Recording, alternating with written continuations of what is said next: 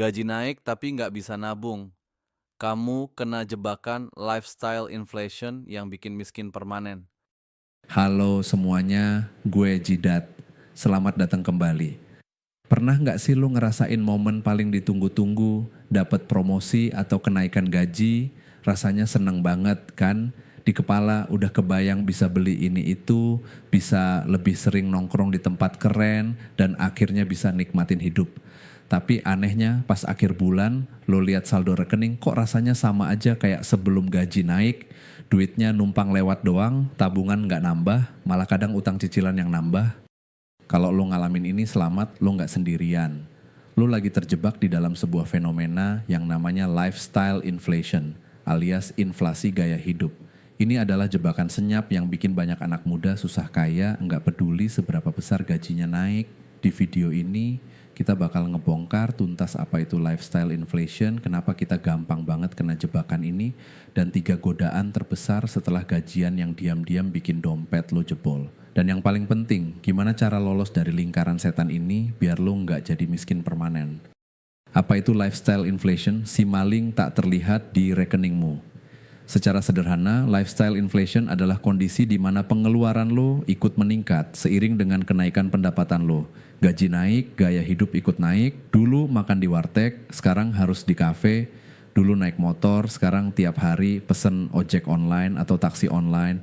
Dulu HP kentang nggak apa-apa, sekarang harus yang paling baru biar nggak ketinggalan. Kelihatannya normal kan? Wajar dong, nikmatin hasil kerja keras. Tapi disinilah letak bahayanya.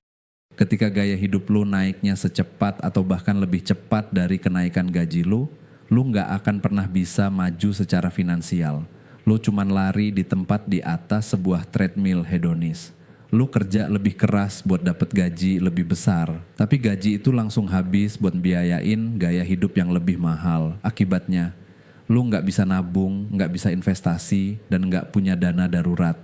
Lu jadi sangat rapuh secara finansial. Sekali ada masalah tak terduga kayak sakit atau kena PHK, keuangan lu bisa langsung ambruk karena nggak punya bantalan pengaman. Inilah yang bikin banyak anak muda terjebak dalam siklus gali, lubang, tutup lubang, dan mimpi buat punya rumah atau pensiun nyaman rasanya makin jauh. Kenapa kita gampang banget kena jebakan ini? Fenomena ini nggak terjadi gitu aja. Ada beberapa faktor psikologis dan eksternal yang bikin kita, anak muda, jadi target empuk. Pertama, dari dalam diri kita sendiri, ada budaya self-reward yang kebablasan. Kita sering banget dengar atau bahkan bilang ke diri sendiri, gue udah kerja keras banting tulang, masa nggak boleh nikmatin hasilnya. Akhirnya, setiap dapat bonus atau kenaikan gaji, langsung dipakai buat hadiah, buat diri sendiri yang seringkali nggak perlu. Kedua, tekanan sosial dan FOMO, fear of missing out. Buka Instagram, lihat temen lu lagi liburan di Bali. Buka TikTok, lihat influencer pamer gadget baru. Lingkungan pertemanan juga nuntut standar tertentu, misalnya harus nongkrong di tempat mahal. Tekanan buat terlihat sukses dan gak mau ketinggalan tren ini bikin kita maksain diri buat ngikutin gaya hidup orang lain, meskipun sebenarnya gak mampu. Ditambah lagi dengan prinsip YOLO, you only live once, yang sering disalahartikan jadi pembenaran buat boros dan foya-foya tanpa mikirin masa depan. Faktor eksternalnya juga nggak kalah kuat. Kita hidup di era di mana utang itu dibuat jadi gampang banget.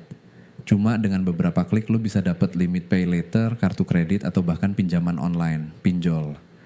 Kemudahan akses utang ini bikin kita jadi gampang banget belanja impulsif buat barang-barang yang sebenarnya nggak kita butuhin dengan pikiran bayarnya nanti aja. Hati-hati, 3 godaan anak muda setelah gajian yang bikin dompet jebol. Jebakan lifestyle inflation ini biasanya datang dalam bentuk godaan-godaan yang kelihatan sepele setelah gajian. Hati-hati, ini 3 yang paling berbahaya. Godaan pertama adalah keinginan buat upgrade segalanya. Begitu gaji naik, godaan pertama yang muncul adalah upgrade barang-barang yang kita punya. HP yang lama diganti yang baru, laptop yang masih bagus diganti, yang speknya lebih dewa, langganan streaming ditambah, kosan yang lama di-upgrade ke apartemen.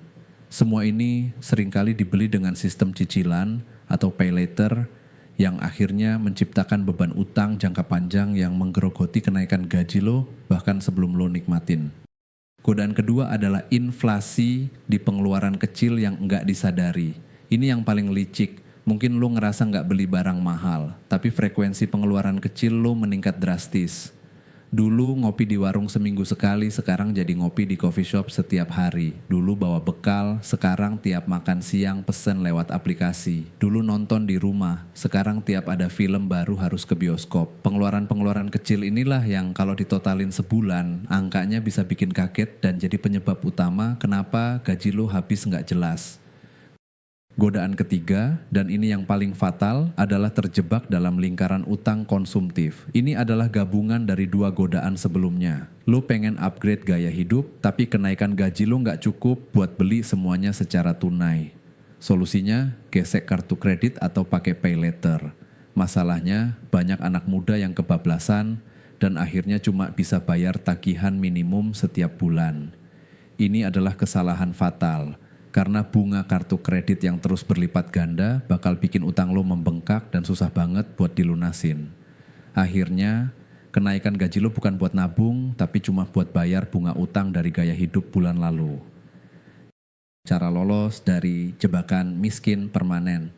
Oke, setelah tahu semua jebakannya, gimana cara kita buat lolos? Kabar baiknya, ini semua bisa diatasi. Kuncinya ada di perubahan mindset dan disiplin.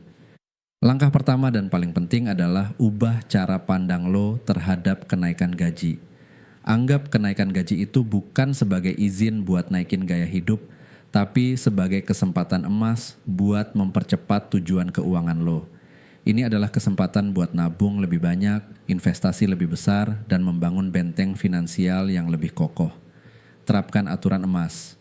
Bayar diri sendiri dulu. Begitu gaji masuk, jangan langsung buka aplikasi belanja. Hal pertama yang harus lo lakuin adalah transfer sebagian uangnya ke rekening tabungan atau investasi. Jadikan ini otomatis. Atur fitur auto debit di mobile banking lo biar setiap tanggal gajian, sejumlah uang langsung pindah ke pos tabungan. Dengan cara ini lo maksa diri lo buat hidup dari sisa uang yang ada. Biar nggak ngerasa tersiksa, lo bisa pakai aturan 50% kenaikan gaji. Misalnya, gaji lo naik 2 juta, alokasikan 50%-nya, yaitu 1 juta, langsung buat nambah tabungan dan investasi. Sisa 1 jutanya lagi, baru boleh lo pakai buat naikin sedikit gaya hidup lo. Dengan cara ini, lo tetap bisa nikmatin hasil kerja keras lo, tapi di saat yang sama, masa depan finansial lo juga jadi lebih aman. Tentu saja, lo harus bikin anggaran dan lacak semua pengeluaran. Ini mungkin kedengeran ribet, tapi ini wajib. Lo nggak bisa ngontrol keuangan lo kalau lo nggak tahu duit lo lari kemana aja. Catat semua pengeluaran, sekecil apapun itu. Lo bisa pakai metode simple kayak 50-30-20, di mana 50% pendapatan buat kebutuhan, 30% buat keinginan, dan 20% buat tabungan investasi. Dan yang terakhir, hindari utang konsumtif sebisa mungkin. Sebelum gesek kartu kredit atau klik bayar nanti, tanya ke diri sendiri. Apa gue benar-benar butuh barang ini? Apa gue bisa beli ini secara tunai? Kalau jawabannya enggak, lebih baik tunda dulu. Menunda kesenangan sesaat itu jauh lebih baik daripada terjerat utang yang bikin pusing di kemudian hari. Pada akhirnya, lifestyle inflation adalah pilihan. Lo bisa milih buat ngebiarin pendapatan lo ngontrol pengeluaran lo, atau sebaliknya, lo yang ngontrol pengeluaran lo nggak peduli seberapa besar pendapatan lo. Gaji yang lebih besar nggak akan ada, artinya kalau nggak diiringi dengan kebijaksanaan finansial. Terima kasih sudah nonton video ini sampai habis. Gue Jidat, sampai jumpa di video berikutnya.